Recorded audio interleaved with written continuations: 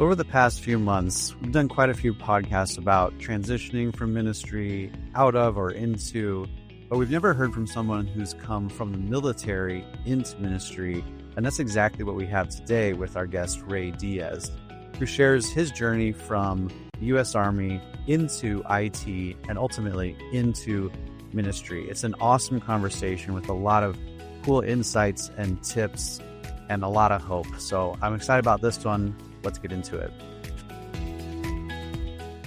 Oh man, we're gonna have some fun today. Oh, we're gonna have some fun. Let's go. All right, we're here with my good buddy Ramon Diaz, and we could talk about so many things, but why don't you take just a couple minutes to introduce yourself? I know you do a lot of different things, so maybe share with those listening, what you want to share. It's kind of, the floor is yours. For sure. Well, first of all, thanks for having me, bro. I am so pumped to do this. I was thinking about this all day today, and I was like, man, I can't wait. This is going to be amazing. So thank you. Yeah, my name is Ray Diaz. I get to work as a middle school director that is a 5th and 6th grade teacher. So I get to teach the 10 through 12-year-old range. That's what I get to teach on Sundays at our church. And I also happen to run a little side business called New City Technologies that has a vision of restoring technology as it is in the kingdom. So, I get to do a little bit of IT and some ministry and blend those two worlds together. Man, I'm so happy. Yes. Hey, what's like your favorite thing about the age group, the middle school age group that you serve? Oh, I think my favorite thing is probably their conversations. They keep it so fun and light. I find myself being more introspective, if you will.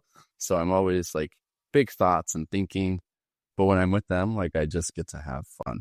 Like we have foosball and ping pong, and like there's a chalkboard, and they go nuts on the chalkboard, and it's like those little things just keep their energy fun, which makes me have a really good time. That's a great, they're just very pure. Is that fair to say? Yeah. Like real honest.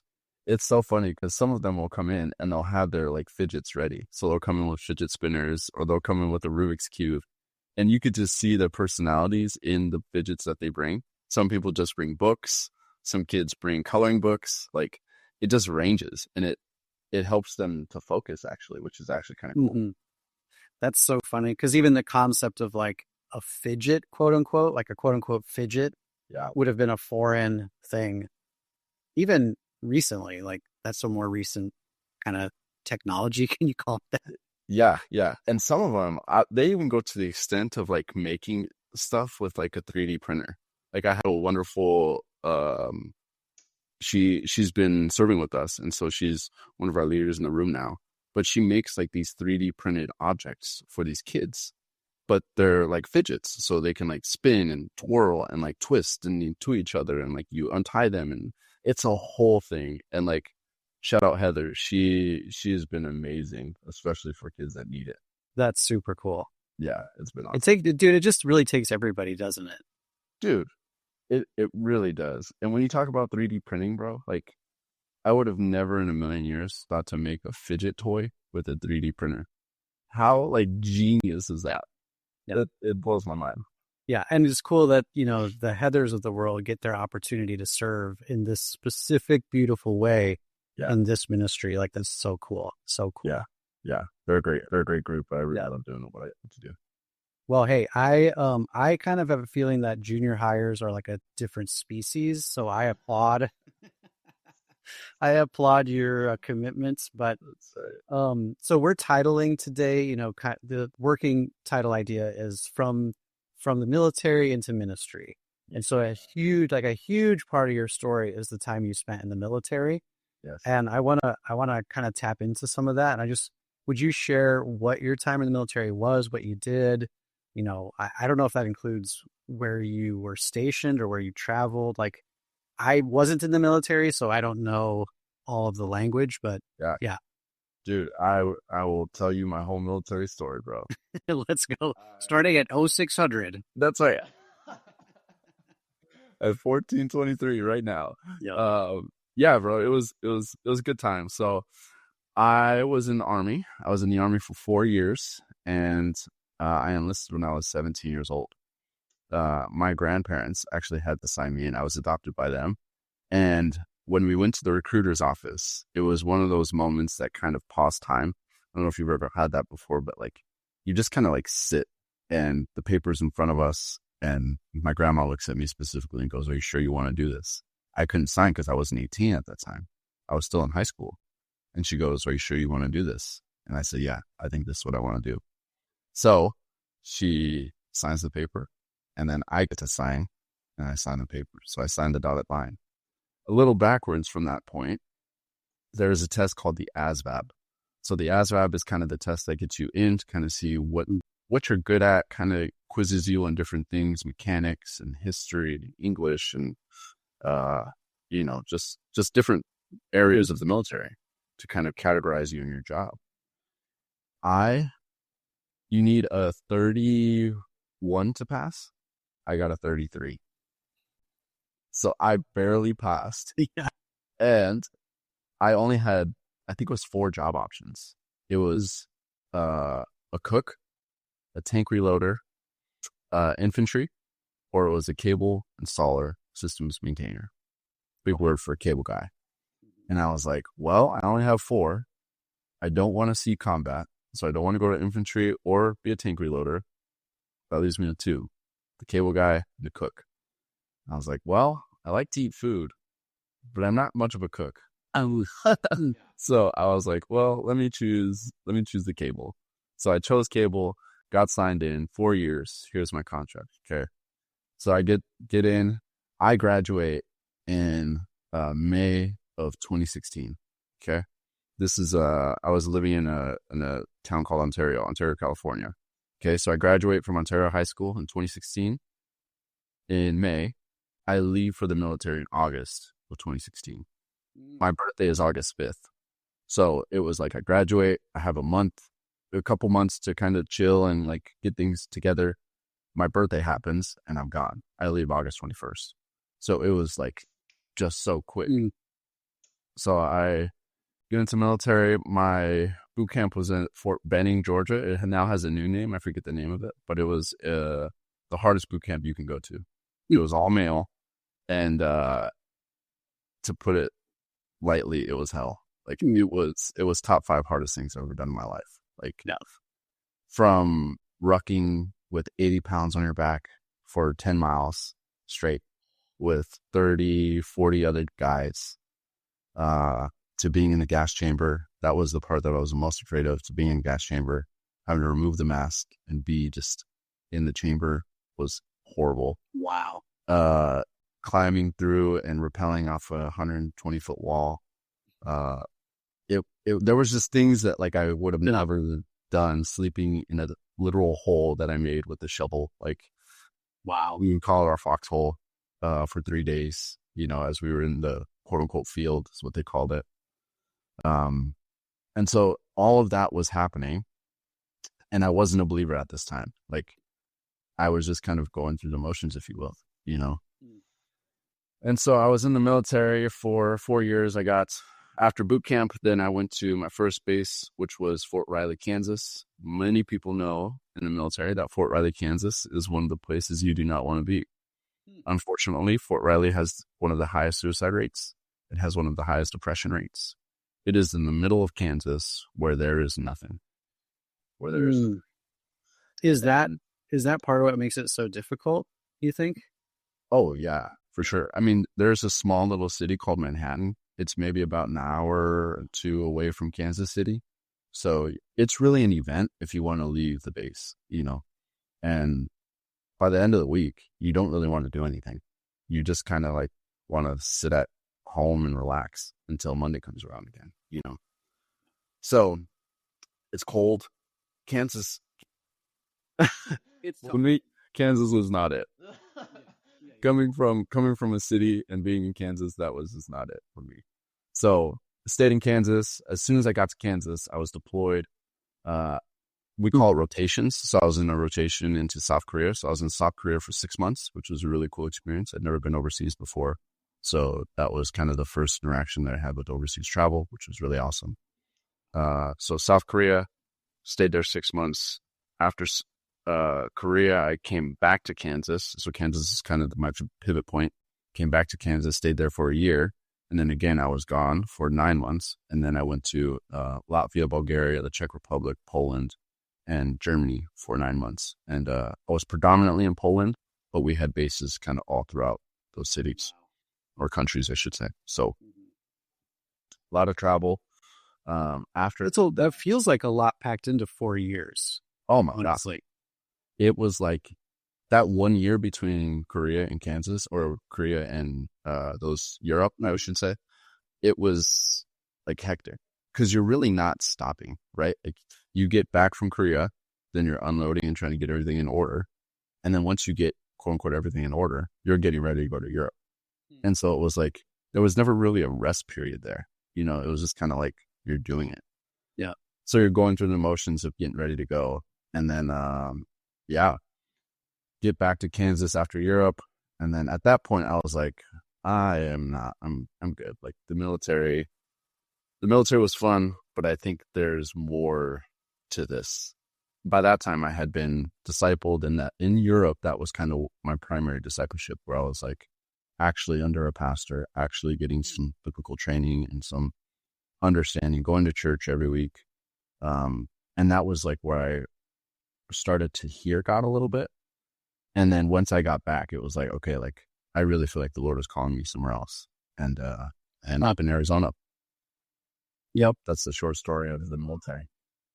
Man, okay. So yeah, military wise. So the thing I actually always love hearing military testimonies, I guess you call it, or just stories, like, because it's such a different world to me. You know, it's just kind of its own thing. And that's kind of what I feel like when military folks talk together, you see like there's they kind of light up because it's like, oh, you understand what I'm saying. Yes. Yeah. You understand what I say, these acronyms, because the military loves acronyms, right?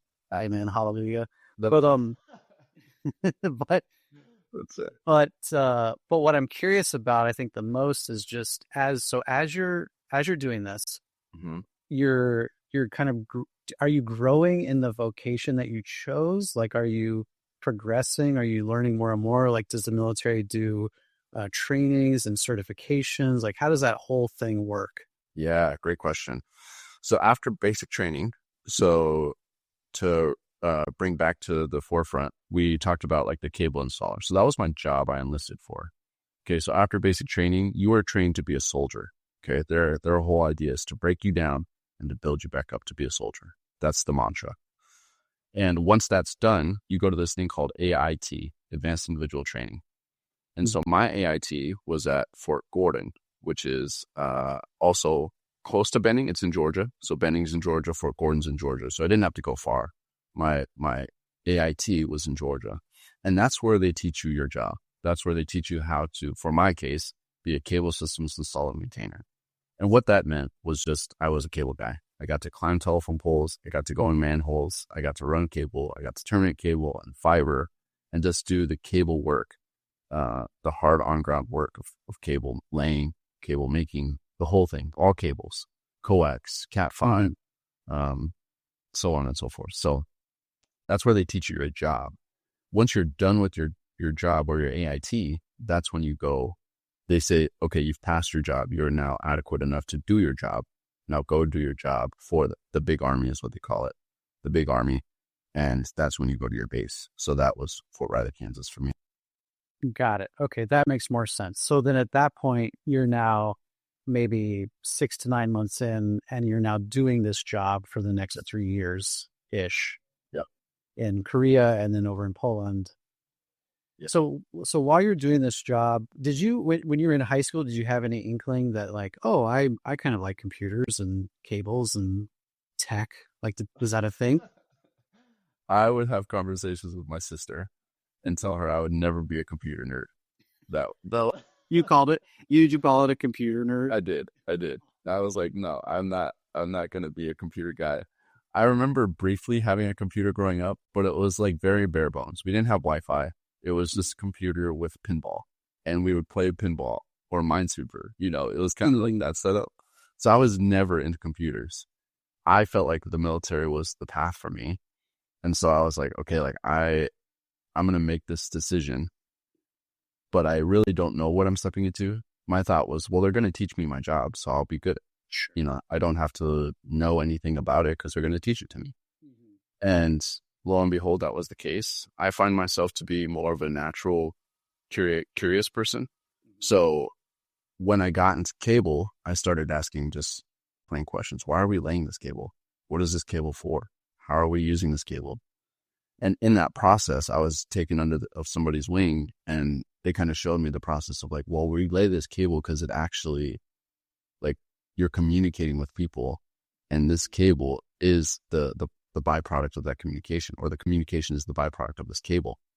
And so as I was learning about it, I started asking questions like, okay, but this cable doesn't go to that device, but this cable does go to that device. So like, how does all this work, And so I got to get more curious, and I started to learn about computers. That's when I got into hardware a little bit. I started to kind of take things apart, really look at them and see like, what's going on in there? Like, what is RAM?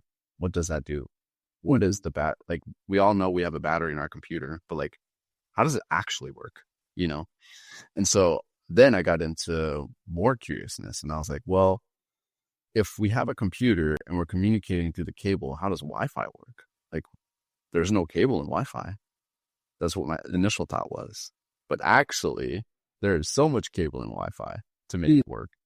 And so the natural consumer would just say, well, I'm connected to Wi-Fi, my computer works. And it's like, yeah, but there's a lot going on back there. And at that point, I didn't know what was happening. But I was like, well, I want to learn about Wi-Fi and like networking. And so I got a couple certifications. Once I got my certifications, then I was like, okay, like, I kind of understand Wi-Fi, but like, I've heard this thing called like breaches and like security incidents, and like, what is that about? What are phishing emails? And so then I got into the realm of cybersecurity. So after I started to get more curious in the military, that was my first spring of curiosity, was in the military. Once I decided to get out of the military, I was like, okay, I want to learn about this. I want to become an expert in this. And so I went to go to ASU, got my undergrad, my bachelor's in IT, and then I went on to get my master's in cybersecurity. And so now I get to do IT for other companies and churches and nonprofits, and I love it. Yeah. That's a really amazing kind of, are you ever just kind of in awe as you talk it back out and you'll kind of see, you not only see God's hand in thing, but I mean, and you're in the ministry now. And so there's a lot of talk amongst ministry folks about calling and purpose and gifting and stuff.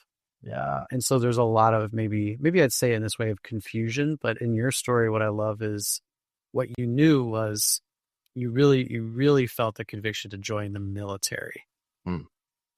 But in that step of obedience, God knew that there was a whole other thing that he was working. And I'm not even speaking to the faith side of your life. I'm just even speaking to running cable, getting curious about cybersecurity. So yeah, it's a really interesting, it's fun to hear you talk it back out and just be reminded that like, yeah, it really is these like little steps of faith. And we can look back and see, you said yes to this conviction or this kind of urge. Yeah. And then that opened the door to so much more. Dude, literally yesterday, I was at a job. I was doing some work for a church in the area, and I had to make cable. And I had to go back to literally what I started with, where I'm like tearing the wires apart. I'm like doing the thing. I'm crimping. I'm getting the RJ45. I'm pushing it down. I'm pulling it. Like, I am doing everything now that I didn't know I was going to do literally 10 years ago. 10 years ago when I was just learning, what is cable? Why are we doing this? 10 years ago, I graduated high school, and now I'm just entering the field of IT, and like, what is this? Why are we doing this? And so that stuff sticks with me. It sticks with me, and I often have to recall the basic information that I once learned. Mm-hmm. Yeah. That's amazing. Yeah. That's amazing. What's so the military training, so you, again, in your story, you felt like, okay, my time in the military is done, I'm going to move on. You kind of move on, you get into college, ASU. At what point are you getting more involved in ministry? And then what did kind of that movement look like for you? Yeah, great question. I would say I first had my God moment, if you will, when I entered the military. So part of that story is when I first entered the military, I wasn't sure about faith. My aunt is the only other Christian in my family. And so she was the first one to expose my sister and I to Christianity and faith. And so she took us to church. I would say I had interaction with Jesus at that church. And it was specifically the song Come to the Altar. And when it says like, have you come to the end of yourself and do you thirst for a drink from the well? Jesus is calling. And that was the first interaction that I was like, oh, I feel something that's not me. Yeah. Like this is supernatural. And so they did altar calls. I went up to the altar. I kind of did the thing. But shortly after that, I would say it was kind of gone. Like they would call me on my phone and I would just kind of be like, get off my phone, stop talking to me and hang up, and just kind of leave them on the wayside. It was never a thing for me until I got into the military. And then when I got into the military, in basic training, they had this thing, this Bible challenge. The chaplain came to talk to all of us in our platoon, and I was the platoon leader for most of basic training. I don't know why. I didn't ask for it. We were categorized by number. So I was roster number 158. We didn't have a name. We didn't have anything. The only thing we could wear on our uniform was U.S. Army. And that's kind of their idea of like, your identity is now a soldier. You're right. Again, they're breaking you down to build you back up. So we couldn't wear, all uniforms have U.S. Army and your last name. You couldn't wear your last name. That was no problem. That wasn't a thing. So I was named the platoon leader. I was now leading a group of 40-ish men for most of basic training. And at that time, the chaplain had came out at the very beginning when I was named platoon leader, and he started talking about this Bible challenge. And he was like, we have this Bible challenge. If you do it, you get rank. So you get promoted, you get more responsibility, and more rank and more responsibility equate to more money. And so to me, I was like, well, yeah, let's do it. I want more cash, So I signed up for this Bible challenge. I don't know if anybody else did it now that I'm recalling. I think I might have been the only one, maybe one or two other people in different companies or platoons. So I do this Bible challenge, and all it is like you read a piece of scripture and then you write about it, and then that's it. But you do it for the whole basic training. Okay. So basic training is about 12 weeks. And so you're doing this Bible challenge. I'm doing this Bible challenge. And then one of the things that was kind of a safe haven for me was church, basic training. And only because I knew there were no drill sergeants there. I knew that if I went to church on Sunday, they couldn't tell me no, and I could listen to music. And I was like, okay, I'm going to church. And regardless if the music was good or not, I got to listen to music. And that was like, I got to look forward to something every week, which is really helpful. It got to a point where you would almost break down your days into meals. So you go to breakfast, you go to lunch, and you go to dinner. And they have to give you 3 meals a day. And so as soldiers, we know that, right? And we're like, well, if we can just get to lunch, if we can just get to dinner, right? Like these are our check marks. And so as I was doing this Bible challenge, it was like, okay, I'm doing the Bible challenge. I'm going to church every Sunday. I get away from the drill sergeants and I'm good. I can listen to music and I get to just restart the week again. I could do this for 12 weeks. Yep. Lo and behold, I do. The last kind of assignment, if you will, is to write about what you learned. Write about what you learned and if you took anything away and so on and so forth. So I do it. I turn it into the chaplain and he goes, Diaz, great job. Like we said you would get something, so you do. I got promoted. I got more responsibility. I got money and it was great. Wow. So I get out of it. That seems impossible. Tell me about it. What do you mean? Like it seems impossible that the U.S. Army, that a chaplain can say, I'm gonna I'm gonna give you a promotion and a raise for doing a Bible study with me for 12 weeks. Right? I mean, it just seems a little like, it seems crazy, but I'm definitely not saying I'm upset about it. I'm just like, wow, that's nutty. Yeah, it's definitely unheard of. And someone signed off on it, right? So some CEO somewhere signed off on this whole program and said, yes, this is a good idea. Let's offer this. And kind of carte blanche, like, if you do the challenge, you're going to get promoted, you're going to get a raise. Well, I think there might be a misconception of chaplains in the military, because chaplains actually have some say.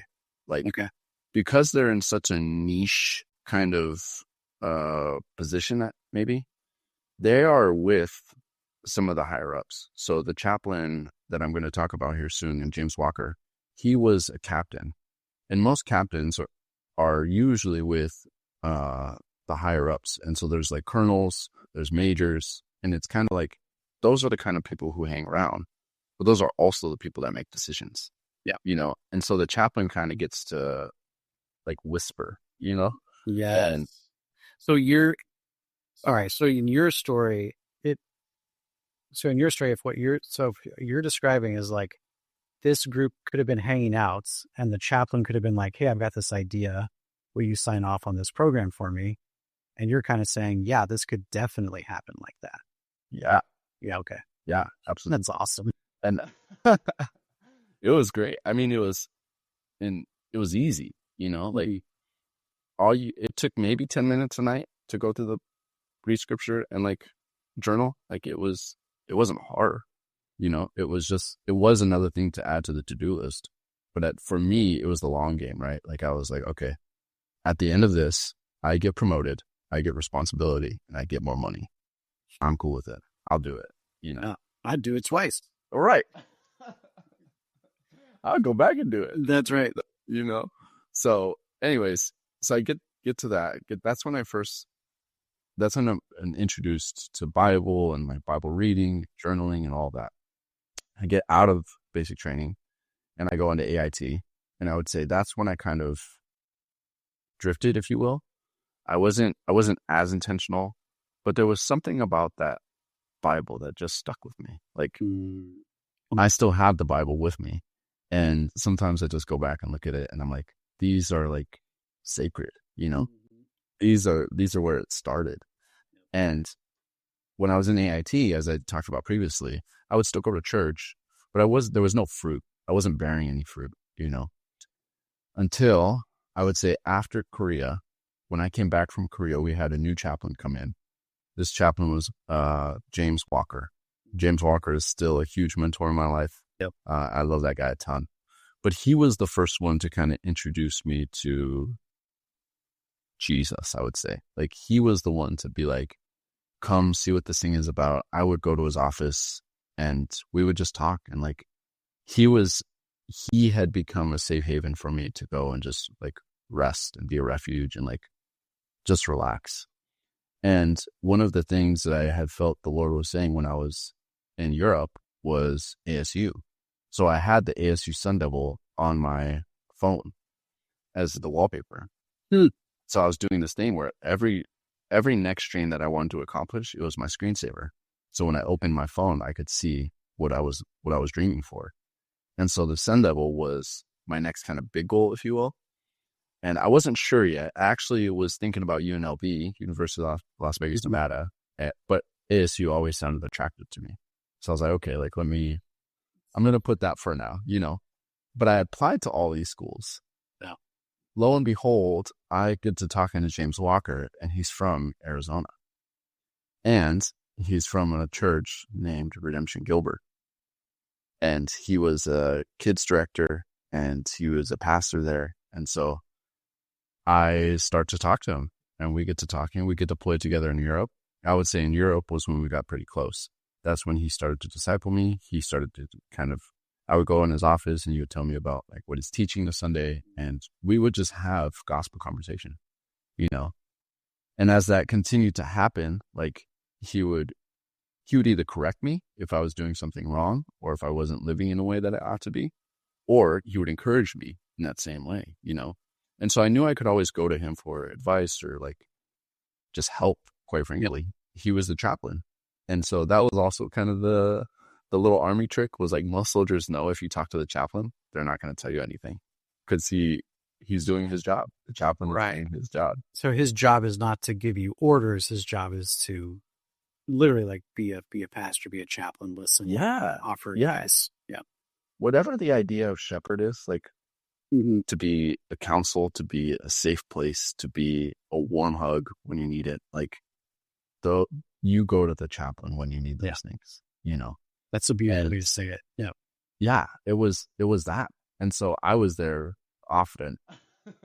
I was going through just like missing my family and like being away from people and like the friends that I left. Like I would often just like need to talk to him about life, you know. And it was hard. It was hard to be away from all of them from that time, you know, missing holidays and so on and so forth. And so he was a place that I could go to just have conversation with. And I was really, really appreciative of that. And so as that was happening, we get back from Europe. And that's when it was like, okay, what are you thinking about? What are you feeling? And I was like, well, I still feel like it's really up to 4 places, I think. It's like UNLV, ASU. I was thinking about Colorado and I was thinking about going back home to Cali. And I was like, well, I don't really know. Like, I'm not sure. And I don't know if James Walker remembers this, but he just kind of said like, Ray, those are all great choices, but I can help you if you go to ASU. Can't help if you go to the other places. Like I have a community waiting for you if you go to ASU. And I was like, okay, like let me think about that. Let me pray about it, so on and so forth. And so there was kind of 3 instances that happened that was like ASU is the telling place that I think I should go. So I get out of the military and I get into my apartment. I got approved for the apartment, which is a whole nother God story. And one of the first people I meet was by the name of Shannon Butler. And James Walker had put me and Shannon in a group text and was like, Ray, take Shannon to ice cream. He loves McDonald's ice cream. I'm lactose intolerant. So I was like, okay, we're going to Starbucks. Like, we go to coffee or do something else, you know. So then we get to talking. Me and Shannon and I meet.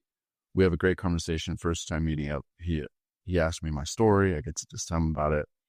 And then he says, come to 710. 710 was our young adults ministry at Redemption Gilbert, which is our church now. And 710 is this idea, comes from Revelation 710, where it says every nation, tribe, tongue, and people worshiping one true God. That was the idea and vision behind 710, but it was for young adults. And so he was like, he was the pastor of 710 at the time. And he said, come to 710. Like, just come. If you don't like it, that's fine. It was very unassuming. It was very inviting. And I was like, I like this guy. Like, he's a likable guy. Oh, so easy. You know, like he's great. But I think it was the tone in which he was saying it. It wasn't like if you don't come to this, you're a bad Christian. Or if you do come to this, like we're going to invite you, but maybe not all the way, you know? And so I felt like he was being genuinely honest. And so I go to 710. I go by myself and I'm like, okay, like I'm going to take a leap of faith. And I see Shannon. He introduces me to Corey Casperson, who is now our young adults pastor. And I get to work very closely with him now. But then I meet this guy named Abel Ontiveros, and he is now my best friend. He was in the military. We can kind of talk and use military jargon and like just talk about what happened. And dude, it was like, I couldn't rewrite it if I was the storyteller. Like, you know what I mean? Like, it is something out of a movie that I could have never imagined. And so that was kind of the introduction and like the intro to faith. And that's when I started going to church regularly. I started to talk to these guys. And that's when I would say my faith kind of started. Yeah. Yeah. Again, the story, one of the highlights is just this kind of a long tail obedience to follow, you know, the direction of the Lord and also the wisdom of others. And, you know, these little feelings along the way of like, even your story about James is so beautiful, where he's like, yeah, I can help you if you go here, but I can't help in these other places. Yeah. And you kind of taking that to go, okay, yeah, that makes sense. And I would like your help. Yeah. Like, I'm going to go ahead and take door number 4. Let's do it. Absolutely. So, Yeah. at what point? Go ahead. I was just going to say, not only was I attracted to the idea of hope, but I needed, like, it wasn't, I didn't know anybody in Arizona. Like, I was literally taking a leap of faith and going, okay, like, I'm going to leave everything in California. I'm going to put everything in my car and I'm coming to Arizona. I don't know what's going to happen. I know I rent an apartment, but that's kind of it. I don't have a job. I want to go to school, but I don't have anything set in stone. And so it was like, as much as it was attractive, like, it was a necessity. Yeah. Yeah, that's kind of something I've been thinking a lot about. I know you and I have talked a lot about, is just the imperative nature of the other people in your life at any given time. You know, the absolute mandate and incongruity of a faith that it's lived alone, I would say. Bro. It's just incongruous to the Old Testament, New Testament, everything in between. Like, it just doesn't make sense.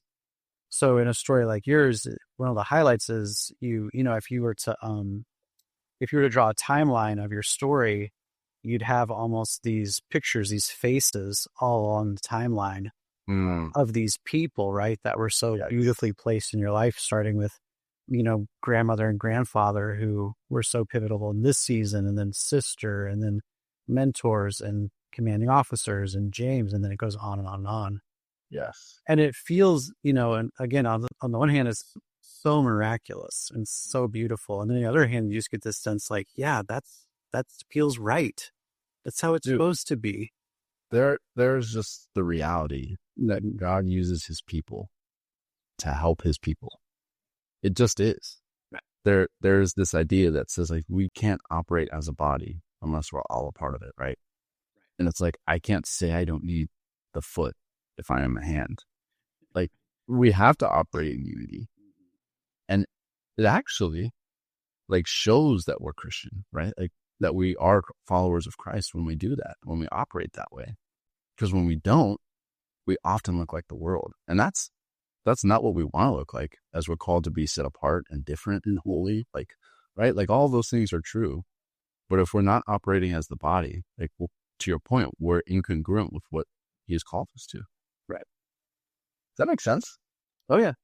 Well, it's beautiful, right? And the thing is I think, like, it's, I think we romanticize the idea of being this lone wolf army of one, muscle it out, you know. So in some other multiverse, if you want to say it that way, your story is one of, like, you just made all these things happen, and by your strength and will alone, you did all this stuff. And, right, you know, you're the hero of your own story type situation.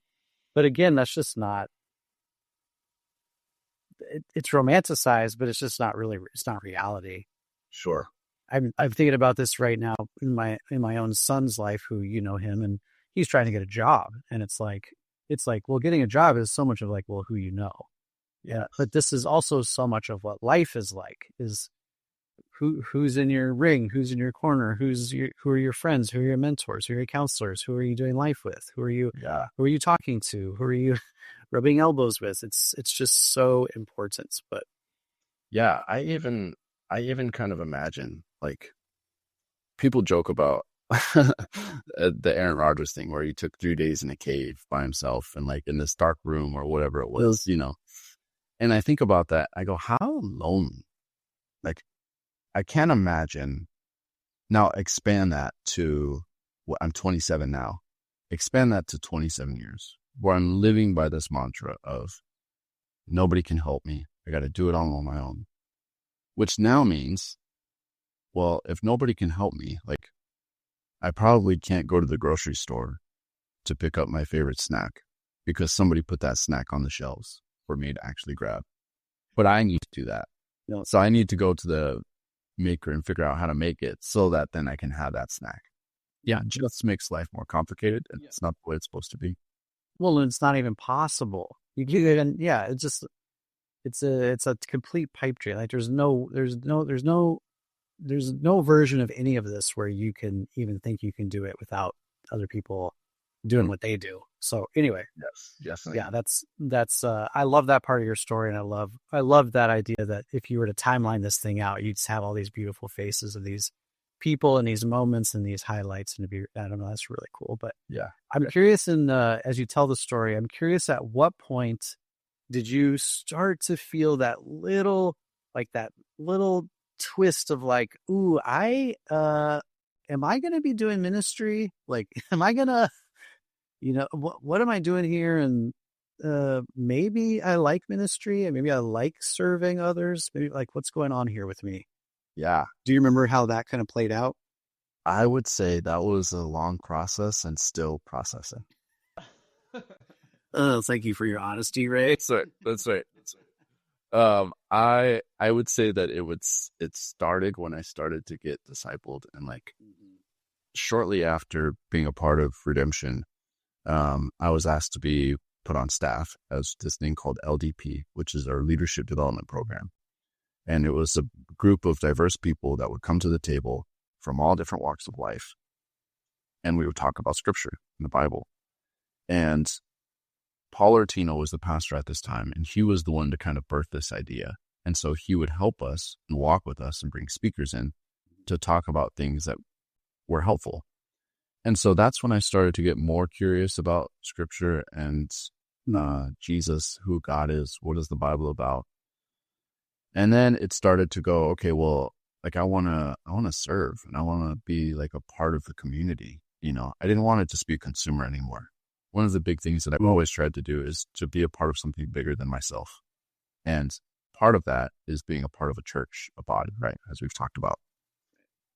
And so I started serving places, and slowly but surely, I think God has gifted me in leadership. I've never asked for it, but it's always been given to me. And because of that, I've stepped into leadership roles pretty quickly and properly. And as I was at the church, shortly after the LDP program kind of dissipated, they asked me to come on as their IT guy. So I was like, sure, I'd love to. I'm still in school, so it was great. I could go part-time school, part-time work, and it was wonderful. I could do both, which is really nice. Get out of school, and then that's when I started to get more involved. I started to lead a small group in our youth ministry. I've done that since I've been at Redemption, so almost 4 or 5 years now. And so as I was doing that, I started to get closer to these guys, and mostly juniors and senior guys is what I got to lead with. And I had a season where you and I led together, and that was one of the most like fun, encouraging seasons that we had together, that I learned so much from you, and also get close to these boys and see how they operated and what was going on in their lives. And part of me just started to feel like people need people. We're talking about this idea, and it keeps coming up, but like we just need each other, right? And so I would hear these stories of heartache that these young men are going through. And coming from a hard place myself, like that was something that I always empathized with. And I wanted to just be a listening ear. Similar to what James Walker was for me, I wanted to now be that for somebody else, And then that's when I started to realize, well, what is a shepherd, right? And then we went through this book called Psalm 23, The Life of the Good Shepherd or something like that. And so that's when I started to realize, like, this is what a pastor does. Like, he shepherds his flock. He cares for his people. And I was like, well, that sounds amazing. Like, I want to be like that. Well, more so than having the title. I just want to live like that. I want to shepherd people. I want to care for people. I want to love people well. And I think slowly out of that, just desire, birth these positions that have put me in leadership, that now I can do that more frequently, more intentionally, as I get to lead a 5th and 6th grade group now, 10, 11, and 12, and also lead juniors and seniors that have so much impacted me as I've impacted them, And so I would say I think it's been a slow progress and a slow kind of climax, if you will, but I think it's still happening because I haven't lost the desire for it. Like I love people, bro. And I love people. I love people, and I don't know what that is or how somebody gets that, but I think that's the Holy Spirit, Yeah. Do you think it has, well, you kind of said it, but how much does it have to do with the in your life, you had so many people show up for you, and now you want to almost give that back? Yeah. Yeah. I think a lot. Yeah. Again, like when it became a necessity and I couldn't do things on my own, like I knew I needed other people, that's when it became more real for me, where it was like, why, who am I to try to do this life on my own? Like, we're not made for that. We're not called to that. And now being able to be a person that has the position for that, right? Like I get to be a small group leader. Now I pray and I hope that my boys know that they can come to me if they ever needed anything, you know? But I think that came with the position where it was like, okay, now you have the position of small group leader. You've been titled and tasked as a leader. Now people know to come to you. And so naturally, sometimes that happens. But unless you kind of have that position, there is kind of like an unsure of, am I allowed to go to this person? Should I go to this person? Will they judge me? Will they talk about me? Will they, so on and so forth, right? Like the rest just happens. And I think looking back and going, okay, these were the people that were in my life. Some of them had a position like the chaplain, right? Like James Walker was the chaplain. Yeah. And I knew I could go to the chaplain because that was kind of the Army secret. You go to the chaplain to get away from work or to not get yelled at or to have a warm hug, you know? So I think it kind of came with both kind of the title as I look back and I go, okay, like those people were deemed a safe place, but also as you go to those people, you start to build a relationship with them naturally, you know? And so then it just became a natural occurrence. Yeah. Yeah. Wow. Yeah. I love it so much. What, so you're working with, oh, I know this about you, but in your work with these high school boys, yeah, what are you getting pumped up when you see the faith of these young men? Like what do you wish people knew that maybe they don't know about the faith that's moving in these young men right now? Oh, dude, I love that question. I would say he who started a good work is faithful to finish. And I just see these guys, it's junior and senior boys. So they're graduating right out of high school. They're unsure about what's going to happen or where they're going to go or what their job is going to be. They're trying to figure out life now. And I just can't tell you how many times I just look at them and I go, dude, like God's you, bro. Like, I just quote that scripture, right? Like he who is faithful to start is faithful to finish, my friend. Like it just is. Like he is a God that's going to provide. He's a generous God, and he's going to give you, like, he's going to help you. That's not to say you're not going to struggle, but also like he has a plan for you, bro. So you don't have to worry about that or stress that. I would say that what most people probably know, but passively, is that these young men are trying to understand what's going to happen next. And that comes with anxiety. That comes with uncertainty. And they walk with that naturally. I could imagine that there might be somebody even now listening to this and going, well, I don't know what I'm going to do next. I might just lost my job, or I don't know what's going to happen with my kids, so on and so forth. And it's like, I feel like that's just such a rock of scripture that I keep using this idea, but safe haven. Like that is a safe haven to go back to. That he who is faithful to start is faithful to finish. And it's true. That's true. And that's what I see in these young men the most. Yeah. That's so good. Yeah. And so in another vein, I've got another question for you. Yeah. But so you're in ministry now. I mean, you're embedded in a lot of different ministry, different facets of ministry. Let's say it that way. What do you wish that if you could just wave a magic wand and you could like take something that the military does really well and just inject it into ministry? Like what do you experience? What would that be for you? Yeah, I think, it's funny you asked me that. I was just recently asked another question, but it said, what do you feel like God is teaching you right now? This was from a guy I mentioned earlier, Corey Casperson. He asked me, what do you feel like God's teaching right now? And I said, I feel like God is teaching me the importance of order.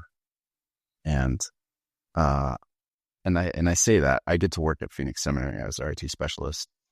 And as their IT specialist, I get to kind of walk the campus and just check on people, make sure things are working. one of the things that they have is they have the creation story in the library. And so they have these pictures of creation, 7 days of creation. And I felt like as God was whispering these things, and as he has been whispering these things of order and organization, I go like, that feels like real.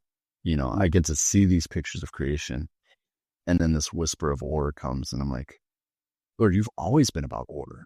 Like, you care about order and organization and structure, and like, yep, those things are important to you, And so I think if I could inject something, I think it would be that, like, structure and organization matter, because when we have it, we love better.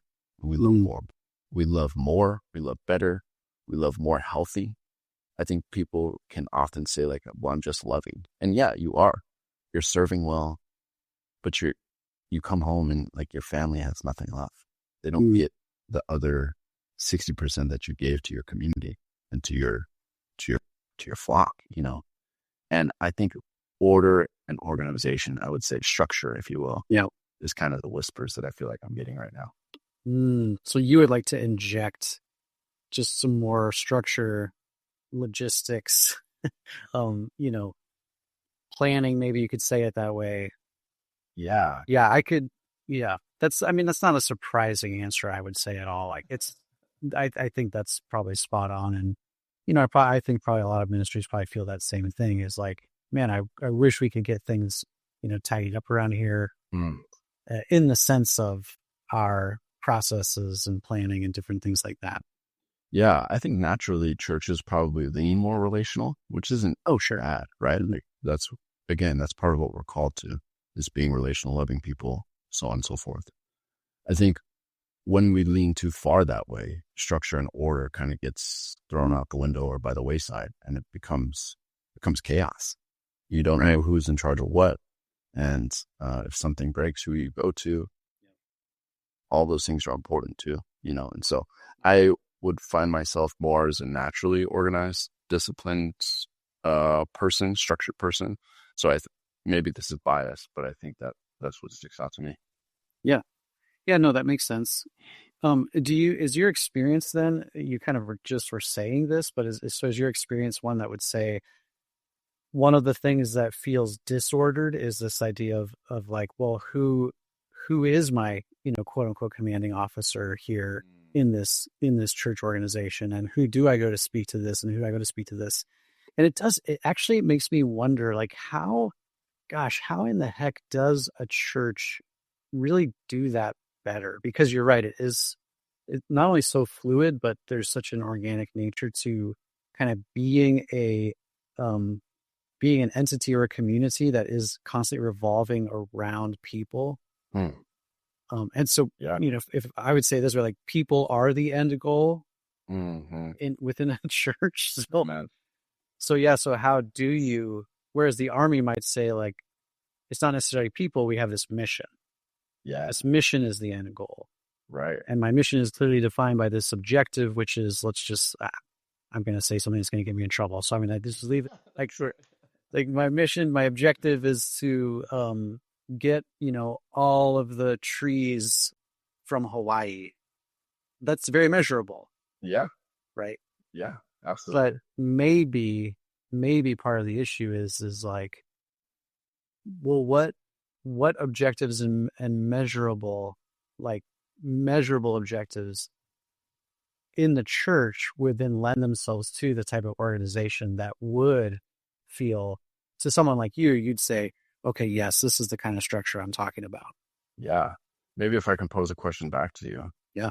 What do you feel like screams order and structure if you walk into a church? Well, not much. Not much. Yeah. And I think a lot of people at this point in a conversation like this go the route of saying everything that's dumb about churches and everything that's messed up and mixed up. And I kind of want to go the route of saying, like, I actually, after all these years, I still go back to, like, maybe that's actually kind of a beautiful thing about this place is, or these spaces we occupy, that, the truth of the matter is you've got 9, 10, 11, 15, you got 20 volunteers running this whole thing. Right. You've got 20 more volunteers running this whole thing. You've got you got a few paid people, but everybody's really sincerely doing the best they can. Maybe some aren't, but generally speaking, everybody's sincerely doing the best they can. And you know what? It just is a bit chaotic. Like, communication is difficult. Getting things figured out. Logistics are difficult. They take time. And there again, we're talking now about you're also, I mean, I guess depending on the size of your church, but any given Sunday, you're making your best effort to serve literally hundreds of people. And so you kind of go, well, it probably is going to feel a little messy. Yeah. And maybe that's a beautiful part of what makes these communities genuine. Yeah. I think oftentimes when you hear like the words discipline, structure, order, it usually entails like there are no mistakes or that there are no mess ups. It's zero error. The room for error is zero, And to your point, like that's just not true. Right. Because you can be structured, you can be ordered, you can be disciplined and still make mistakes. Yep. The reality of it is that. And to your point, like I love the way you're saying that. Yep. Yeah, I get to be a part of conversations that happen in the background. And I would argue our church is pretty structured and ordered. They have people in places, they have greeters in these places. Yep. They got the church service flowing in a structure and an order that is like every, 45 minutes this, 10 minutes that, 10 minutes this. And there's structure, right? Like you kind of zoom out for a second, you go, oh, well, there's structure, there's order. There's order. That's pretty organized. You can't operate like at that level and have people coming. You know what I mean? Like there is just an element of that. And also, we mess up every Sunday. Somebody is not in the right place. The greeter is missing. They didn't call in sick. Our phone died, so we didn't get a radio call. The sermon went 10 minutes over, right? Like all of those things are still happening while being structured and ordered. When you just said the sermon went 10 minutes over, you better believe somebody listening just started sweating because every Sunday these people do this to me. So true. It actually, this conversation makes me think of I had a good friend of mine who came and served with us at a church we were in Colorado. He came from a church, so this is kind of like this is going to end up being a story of like, well, he said that it was like this, but anyway, he came from a church where they wore a in-ear piece, and they had a almost like a director, a planner in the in-ear piece, giving you cues every so many minutes. Okay, you got 1 more minute here, 1 more minute here. Okay, this needs to be done. Song is over. Time for communion. Time for and I just remember thinking like, oh, that would be awful. And maybe that's the overly done aspect of what we're talking about is when you err to the side of like so much structure that you remove, because what I'm thinking about is something that probably happens every Sunday. I mean, at a church like at a church the size of the one you're at.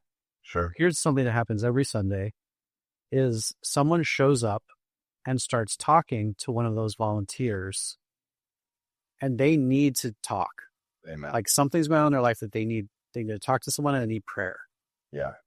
Well, we would all agree all day, every day that we would want that volunteer to take whatever time they probably needed with that person. Yeah. To care for them, to love them, to pray with them. Yes. But then in doing so, that then causes a ripple, right? And so now the whole thing is, but we would all say, no, this is the most important thing going on here right now. Yeah. You just made somebody shout in their car, Matt, you understand. You get it. That's right. You get it. And it's true. I am with you 100% because I've often been that volunteer where I get to sit and have these conversations with somebody who's going through a real heartache. And I go, I am so blessed to have a conversation with somebody like that, while also going, hey, I'm really sorry. Like, I was just having a conversation as I report to the leader who's in charge of this thing. Like, I was just having a conversation. I'm really sorry I was late. Is everything okay? And can I tell you how many times everything has been okay? Wait, is it a 10 out of 10 times? 10 out of 10. Is it 100 out of 100? It just helps put things into perspective. That sometimes the most important thing is not actually the most important thing. Yeah. Yep. You know. Yep. I love what we're talking about. I could talk about this kind of thing every day, 5-6 days a week for the rest of my life. Like, it's just so. Yeah. Should we put it on our calendar? Yeah. Let's put some structure behind this. Let's go. I'm ready. Ready. The thing is like we didn't even what we're going to have to talk about in the future is I would really love for you to come back and to, I would love for you to delineate, almost like a podcast, but a more instructional podcast of like, here's 5-10 things any church can do with their IT. Does that stand for information technology? Okay, beautiful. So here's 5-10 things any church could do with their electronics, their computers, their IT, their networks, their routers, the whole thing. Here's 5-10 things you could do that would be more efficient, cost effective, but also safer. Here's things you could do to make your network safer. Here's things you do to protect yourself. Because we didn't even we're not going to be able to get into, like, you've now experienced a couple of breaches of security. I have. And so now you can speak somewhat authoritatively on, like, okay, here's 3 things I would have done differently. Here's 5 ways I would have wanted to be better prepared for this or whatever. So yeah, dude, I can't wait to tell a story about how there's a security breach 2 days before my wedding day. Oh, I remember it well. Oh, and I had to be on call for all of it. It was a whole thing. Yeah. And I'm going to leave a cliffhanger there so that they can. Let's do it. Let's leave a cliffhanger. Dude, I'm so thankful for this, bro. I'm really grateful that you had me on. And dude, even to our point, right? Like, we had our idea for structure and organized, planned out. And we go, dude, let's just talk about relationships. Like, come on. Look at how he works, bro. Yeah, he does work. He does work. Yeah, you could. I appreciate you so much. And one thing, because I think it, if the military type person is still listening, I do want to hit this point. I want to ask you before we go, please, really quickly. But what about the person who's considering getting into the military? Like, is there? I mean, I've seen you coach many young men in this specific arena, but what are just a few things that you kind of encourage people about as they're considering a jump into the military? Like, again, as a believer now, is there anything you would have done differently? Like, how do you encourage people through that process? Yeah, great question. To your point, I have been able to have a couple friends come to me and ask me about military things in the past and figure out, like, what do they want to do? And I usually start off with the why. What's your why behind what you're doing? Because I think the often answer I get is, well, I want more discipline, or I want more structure. I want to be known for something, right? And I would say the military is helpful for that, but it doesn't answer that question for you. And I think there's oftentimes an underlying message, and I was victim to this as well, so I could speak to it. But I wanted to be a part of something bigger than myself. As I said earlier, I like to be a part of something bigger than myself so that I can zoom out and see what's going on big picture, right? So the military was that for me. Some people are going, well, the military is going to solve my discipline issue. Well, it can, but it doesn't mean it will. And so often I had to ask the question, the hard question, why do you want to join the military? Yeah. And usually I follow up with, asked, well, if the military wasn't an option, what would you do? Where would you go? And that kind of embeds another feeling or emotion of being seen or wanted or part of a team. And I go, those things are real, and I can acknowledge those things. You don't necessarily need the military for that. Now, if you're coming from a stance of, well, my dad's been in the military, my grandfather's been in we're a military family, you want to carry on tradition, right? That's amazing. Like, go for it if that's right. If that's kind of what you want to do. But again, I think I have to, those are the two main questions I ask. Why do you want to do this? And if the military wasn't an option, what would you do? Those two questions are the telltales for me. That's really helpful. I hope, maybe we'll just even clip this little section. Hey, say it. Are you considering the military? Are you, as a believer, clipped? Yeah. Think about these two things. Dude, that's awesome. Yep, that's a good one. Well, brother, I appreciate you so much. I do hope to have you back on, and I do hope, as you continue to grow in IT and ministry, that, you'll continue that your timeline will just continue to be littered with just these beautiful faces and memories of all the people along the way. It's really cool. So thank you for sharing that testimony and your time today. Absolutely, bro. I'm so thankful. You have been a mentor to me, and I'm so thankful for you. You've got to officiate my wedding. You've got to mentor me. You've got to do a bunch of things with me and for me, bro, and I could never repay you for any of it. I just want to say thanks, and I'm really grateful to be Love you, dude. Here with we'll you. Talk soon. Love you. See you. Thanks for listening. If you've enjoyed this episode, don't forget to subscribe, leave a review, and share it with another pastor or ministry leader who you think might benefit from this conversation. And if you're looking for more tools and resources to help you preach and lead with confidence, be sure to check out sermoncentral.com/podcast. Sermon Central is the largest online resource hub for pastors and ministry leaders. From illustrations to outlines to media, you'll find everything you need to preach and lead effectively. So check out sermoncentral.com/podcast, where you'll even find a special podcast listener discount on our membership pricing. Check it out and stay tuned for our next episode.